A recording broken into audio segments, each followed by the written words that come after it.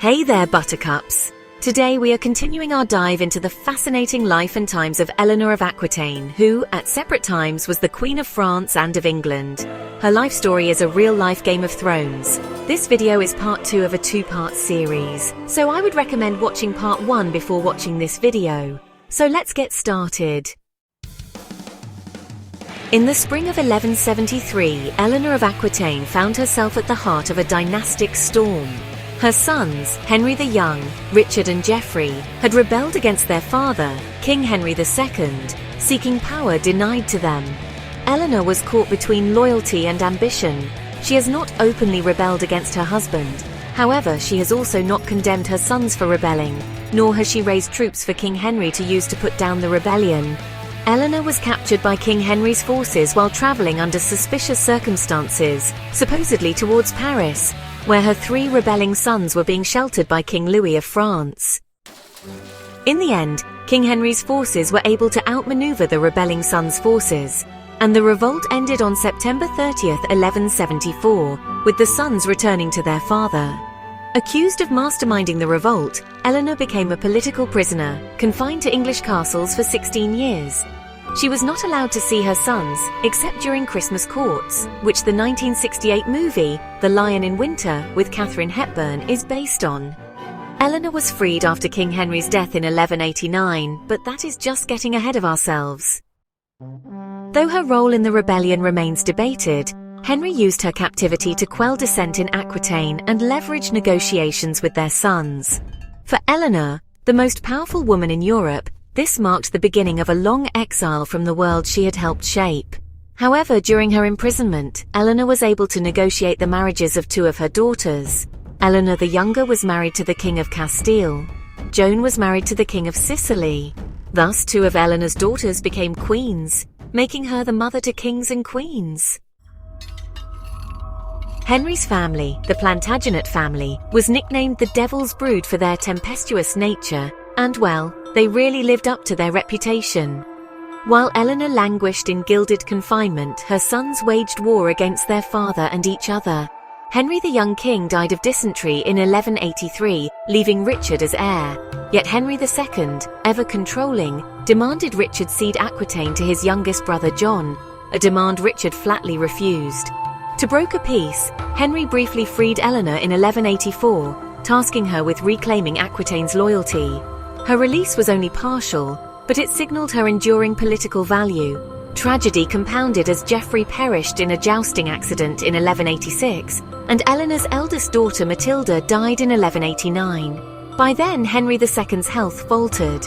Allied with Philip II, who was now King of France, Richard again fought against his father. Richard, with the help of Philip, defeated his father. Henry died days later, broken and betrayed. As his first act, Richard unshackled his mother. At the age of 67, the indomitable Dowager Queen Eleanor emerged from captivity with honestly unparalleled authority, entrusted by Richard to rule England in his stead as he departed for the Third Crusade. Funny thing is, both King Richard and King Philip departed simultaneously for the Third Crusade, so that neither would exploit invading each other's territory during their absence. Eleanor's first act as Richard's proxy was a calculated display of mercy. She toured England, freeing political prisoners to cleanse the crown of Henry's tyranny. She also reversed many of Henry II's unpopular acts. She then orchestrated Henry's burial at Fontevraud Abbey in Aquitaine, subtly asserting her dominance by placing his tomb beneath the spot reserved for her own. Richard's coronation in 1189 was fleeting. Obsessed with crusading, he drained England's treasury and left Eleanor to manage a fractious realm. Her most urgent task was securing his marriage. Richard's betrothal to Alice of France, tainted by rumours she had been Henry II's mistress, was, well, simply untenable. Oh, and by the way, Alice was the daughter of Eleanor's ex-husband, King Louis VII of France. Eleanor instead negotiated a union with Berengaria of Navarre, whose lands bolstered Aquitaine's southern borders. At nearly the age of 70, Eleanor trekked across the Pyrenees Mountains to reach Navarre, escorted Berengaria across the Alps and then onto Sicily, where Richard was during the Third Crusade and his march to the Holy Land. Dowager Queen Eleanor oversaw the wedding of Richard to Berengaria. Eleanor's trek was a feat of endurance, underscoring her indomitable will. Richard's exploits and adventures during the Third Crusade would make him renowned and famous around the world and earn him the name Richard the Lionheart. However, that is a story for another video.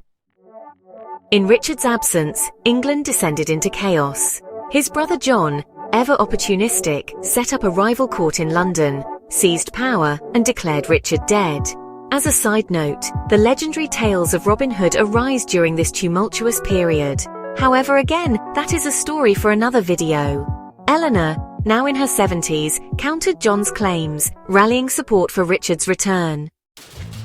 When news arrived in 1192 that Richard had been captured en route from the Holy Land and held for ransom by Duke Leopold V of Austria, John allied with Philip II of France to usurp the throne. Oh, and by the way, at the time, Austria was a vassal state of the Holy Roman Empire. Hence, Duke Leopold, who was also a fellow crusader, was under the protection of the Holy Roman Emperor. As a side note, the Holy Roman Empire was really a Germanic empire.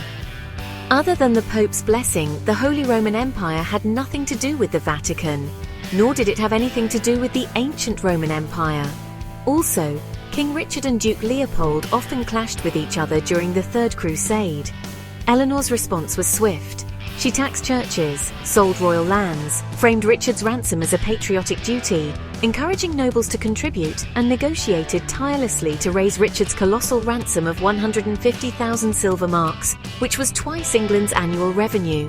In March of 1193, Duke Leopold handed over King Richard to Holy Roman Emperor Henry VI. Both John and King Philip offered 80,000 silver marks to Emperor Henry VI to keep Richard imprisoned. In this Game of Thrones, Henry VI declined the offer. Eleanor even penned a desperate plea to the Pope, lamenting her anguish. Her emotional appeal moved the Pope to excommunicate Duke Leopold for imprisoning a fellow crusader. However, due to politics, the Pope would dare not to excommunicate Holy Roman Emperor Henry VI. Eventually, Eleanor's efforts succeeded and Richard was freed in 1194. John fled to Normandy. A few months after Richard's return, Eleanor returned to Aquitaine and retired to Fontevraud Abbey. However, the payment of such a huge ransom caused financial hardship for the fragile Angevin Empire for decades to come, causing endless revolts to erupt, along with clashes with nobles and the clergy. The freed Richard spent little time in England before going to war against Philip to reconquer the lost lands of Normandy, lands lost by John to Philip during Richard's captivity. Eleanor, now the kingdom's de facto ruler, continued to thwart John's schemes, even as Richard's reign ended abruptly in 1199 from a crossbow wound while suppressing a revolt in Aquitaine. The childless Richard died in his mother's arms. Actually, Richard did not have any legitimate children, but, believe it or not, did name John as his successor. Richard's final resting place would be Fontevraud Abbey, where his father was buried, and where Eleanor would also be buried at. With John crowned as king, Eleanor and John faced new threats. But first, as a bit of background, in the year 1187, barely 7 months after Geoffrey's death in 1186, his son Arthur was born. Arthur was also Eleanor's grandson and Richard's nephew. Originally, Richard and Eleanor wanted Arthur to be the heir to the throne. However, since the age of 5, Arthur grew up in King Philip of France's court. Fearing Arthur's loyalty would lie with France instead of with the Angevin Empire, Richard, with Eleanor's encouragement, named John to be his heir during the latter years of his life. Most of Richard's French territories initially rejected John as the successor, preferring his nephew Arthur. Backed by King Philip, the 12-year-old Arthur besieged Eleanor's Aquitaine stronghold. Despite her age, Eleanor defended her lands until John captured Arthur. Her final diplomatic mission was securing a marriage alliance between John's Castilian niece and Eleanor's granddaughter Blanche and Philip's son and heir Louis VIII. To reach Castile, she again crossed the Pyrenees. During the trip, she was captured and was briefly held hostage by a French noble. However, in the end, Eleanor managed to escort Blanche to Aquitaine, where she then continued her journey to Paris. Exhausted, she again retired to Fontevraud Abbey and took vows as a nun. In 1204, Eleanor died at age 82. She was buried next to her second husband, Henry II. Upon her prior instructions, her tomb effigy was constructed to be higher and taller than Henry's tomb effigy. John's reign proved disastrous. He lost French territories, provoked baronial revolts, and in 1215 signed the Magna Carta. Yet Eleanor's groundwork endured.